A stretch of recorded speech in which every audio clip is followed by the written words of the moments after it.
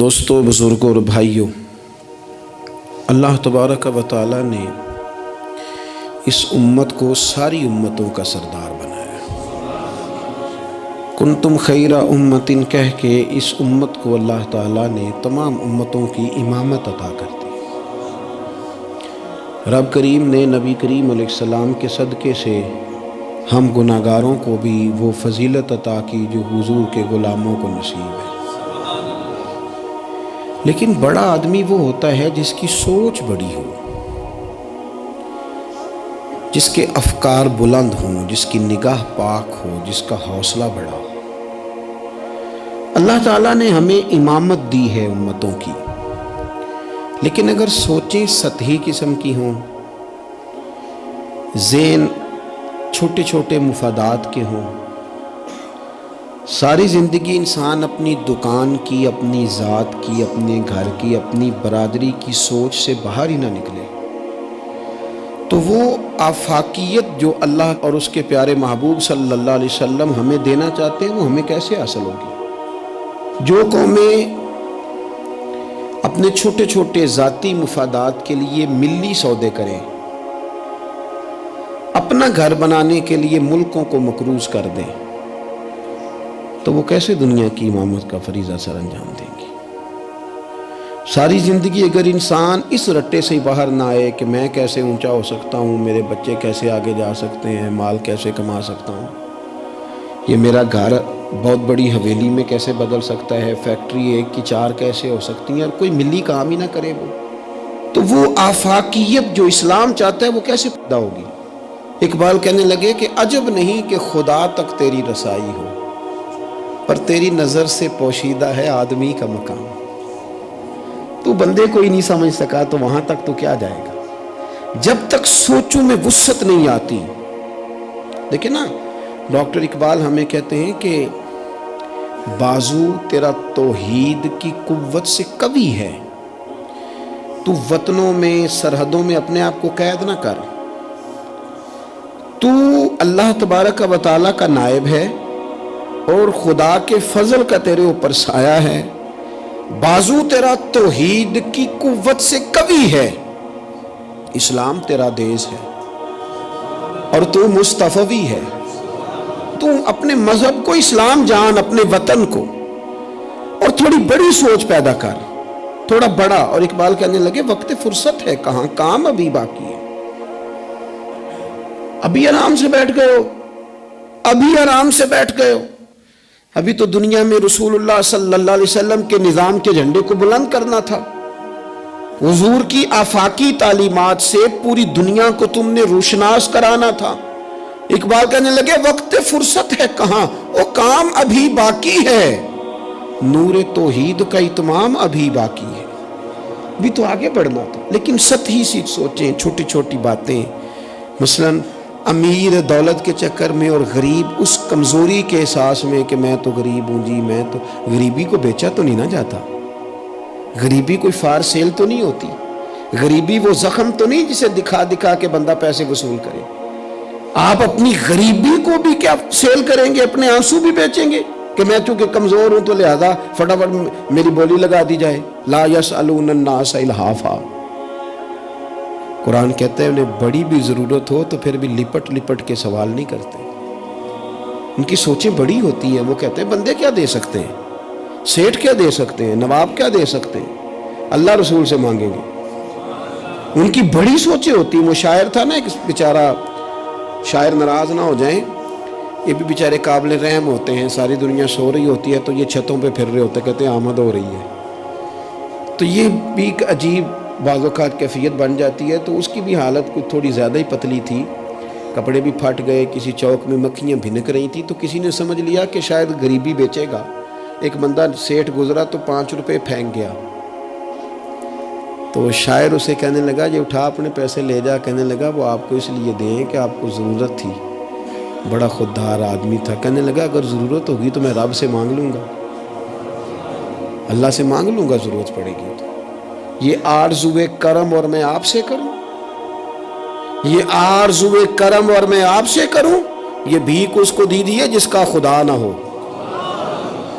میں مانگ لوں گا، اللہ رسول مجھے دیتے ہیں، خودداری، عزت نفس، بڑی سوچ، بلند افکار، یہ ذات کا جو چنگل ہے نا، اس سے اپنے آپ کو آزاد کیا جائے. میری بات بن جائے، مجھے کو چودھری مان جائے، مجھے کو بڑا مان جائے، کسی کو پتہ چل جائے تعلق ہے، کسی کو پتہ چل جائے فلانے کا نام آتا ہے، کسی کو میں بھئی آپ کمزور ہو جائیں گے، آپ تو بھیک اور خیرات مانگنے لگیں گے عزت کی. آپ کس چکر میں پڑ گئے؟ آپ اپنے ذہن کو بڑا کریں، نگاہ کو بلند کریں، معاملات اس طرح کے کریں. دیکھیں قرآن مجید کیا فرماتا ہے. اللہ کریم نے فرمایا کہ بندوں کی شان یہ ہے کہ وَيُطْعِمُونَ الطَّعَامَ عَلَىٰ حُبِّهِ، وہ لوگوں کو کھانا کھلاتے ہیں پر اللہ کی محبت میں کھلاتے ہیں.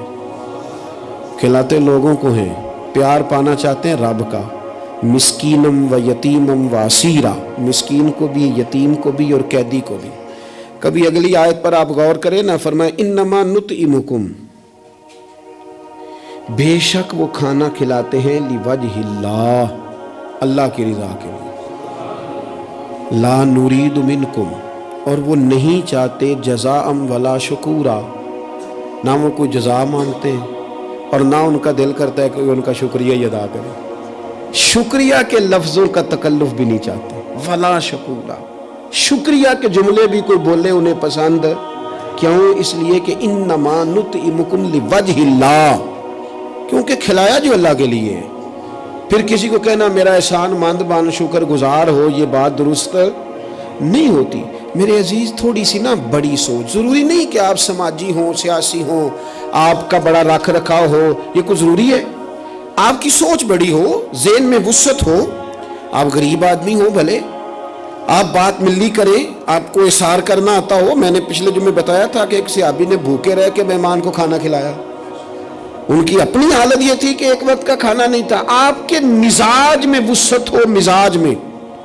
بخاری شریف میں حدیث ہے، نبی پاک صلی اللہ تعالی وسلم کے سامنے سے ایک شخص گزرا. کریم محبوب علیہ السلام نے لوگوں سے پوچھا کہ اس کے بارے میں تمہاری کیا رائے ہے؟ عرض کی یا رسول اللہ بہت وزادار آدمی ہے، بڑا باوقار ہے، کوئی بھی بات کرے تو لوگ توجہ سے سنتے ہیں، کہیں پیغام نکاح دے تو اسے رشتہ مل سکتا ہے، کسی کی سفارش کرے تو قبول کی جا سکتی ہے.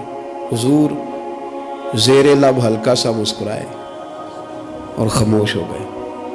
بڑے بڑے سیاسی سماجی لوگ ہوتے ہیں نا شہروں میں، وہ بیچارے مطلب ان کا بس نہیں چلتا کسی کی منت کریں کہ کہہ 2 دفعہ مجھے چودھری صاحب، گزارش کریں، کسی کا ترلا کریں کہ مہربانی کر 2 دفعہ کہہ دے میں بڑا آدمی ہوں، بول دے صحیح.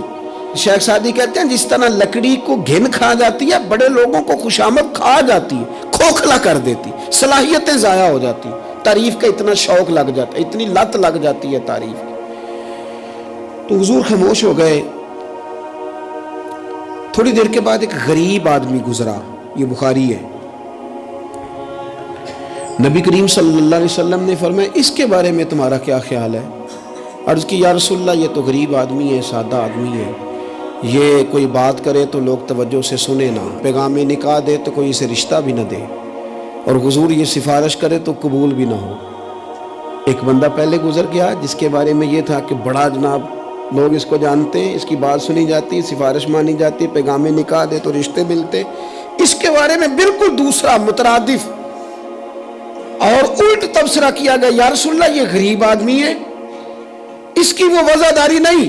اب نتیجہ حضور نے بیان کرنا تھا، رزلٹ نبی پاک نے دینا تھا.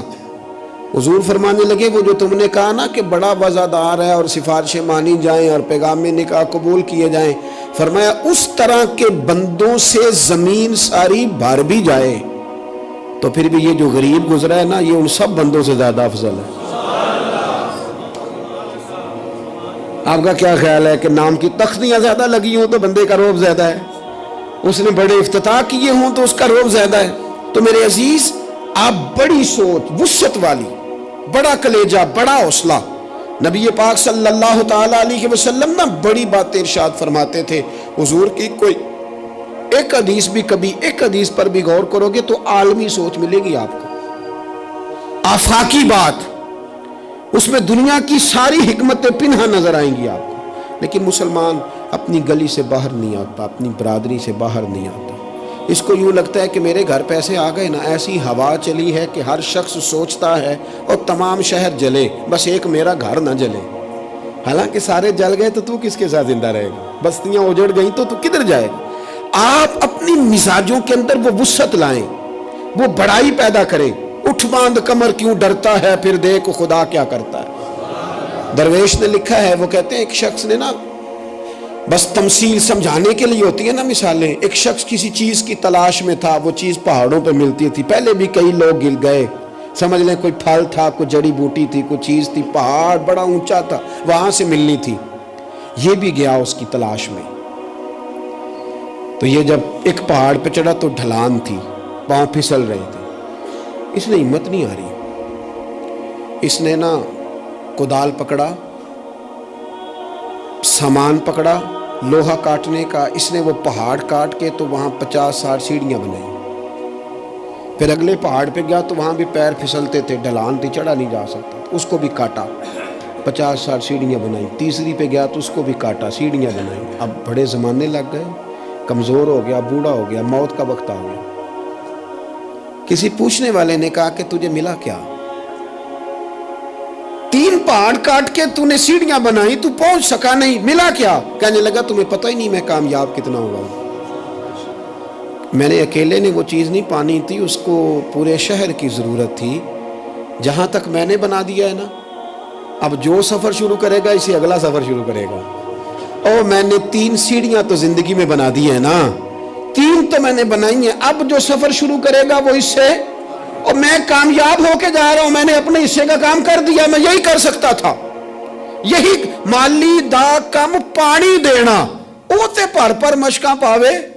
اگوں خالق دا کم پھل پھل لانا، لاوے یا نہ لاوے تو ڈیوٹی تو کرنا، اپنی تو ڈیوٹی نہیں کرتا. ایک بابا جی بوڑھے تھے، ہاتھ کانپ رہے تھے ہاتھ، تو درخت لگا رہے تھے. ایک سیانا بندہ گزرا، اس نے کہا بابا جی نا آپ نے پھل کھانا ہے، اتنی محنت کی کیا ضرورت ہے؟ وہ کہنے لگا پتر ہمارے پچھلوں نے لگائے تھے نا، ان کے پھل ہم نے کھائے ہیں.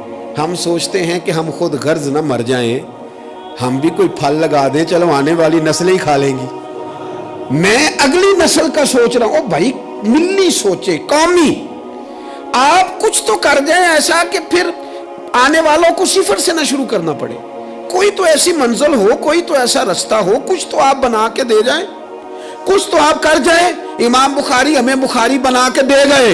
انہوں نے کہا لو میں تمہیں حضور کی سیدی سے جمع کر کے دے رہا ہوں، اب تشریح کرتے رہنا، اب پڑھتے رہنا، قیامت تک سناتے رہنا. لیکن وہ ہمارا یہ والا سفر انہوں نے ختم کر دیا کہ ہم جائیں، جا کے حدیث تلاش کریں، ڈھونڈ کے لائیں، اس کی صحت پر بحث کریں. او بھائی ہمارے بزرگوں نے جتنا کام کیا نا، ہمارے اسفار آسان کیے، ہمیں کچھ ملی کرنا چاہیے. باتیں میں نے کہا سمجھانے کے لیے ہوتی ہیں. جب صحابہ مدائن کی جنگ میں تھے نا، تو وہاں مال غنیمت اکٹھا ہو رہا تھا. تو ایک صحابی بہت سارا مال غنیمت ان کے ہاتھ آیا، تو وہ سارا لے کے آئے، پر چہرے پہ کپڑا تھا، چہرے پہ کپڑا تھا. انہوں نے لا کے وہ مال غنیمت دیا. واپس جانے لگے تو لوگوں نے پوچھا یار تم اتنا مال لے آئے ہو،